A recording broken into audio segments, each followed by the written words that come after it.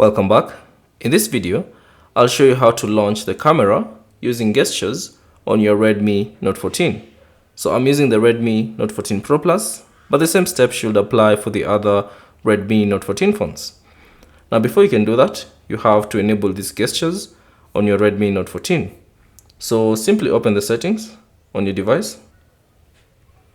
And then within the settings, scroll down and select additional settings. Tap on that. And then select gesture shortcuts. Now within the gesture shortcuts, all you have to do is simply find the launch camera option and select it. And then now you should see two gestures. So you can double press the power button to launch the camera and double press volume down when the screen is locked to launch the camera. So enable all the options that you prefer. And once done, you can simply double press the power button and that will launch the camera.